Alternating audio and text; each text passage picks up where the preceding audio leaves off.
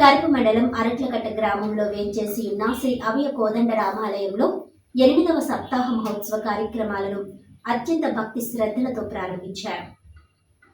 ఆలయ అర్చకులు రామాచార్యులు పూజాది కార్యక్రమాలు నిర్వహించగా గ్రామానికి చెందిన నక్క వీరబాబు శ్రీలక్ష్మి దంపతులు పాల్గొన్నారు.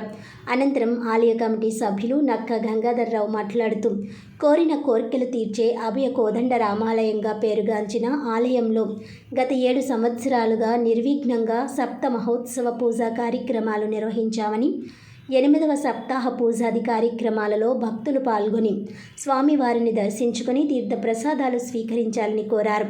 ఈ కార్యక్రమంలో ఆలయ కమిటీ చైర్మన్ చింతా గంగాధర్, వైస్ చైర్మన్ అడప నాగబాబు, రెడ్డి దొరబాబు, వినుకొండ శ్రీనివాస్, మల్లిపూడి శ్రీనివాస్, సోడగం సూరిబాబు, చిక్కాల రామకృష్ణ, నక్కా రాంబాబు, చంటి తదితరులు పాల్గొన్నారు.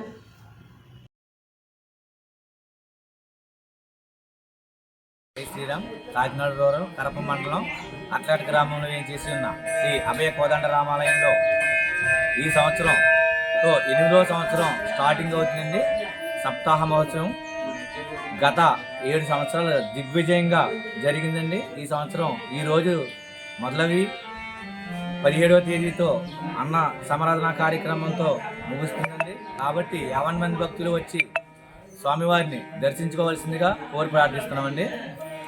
అలాగే కోరిన కోరికలు తీర్చే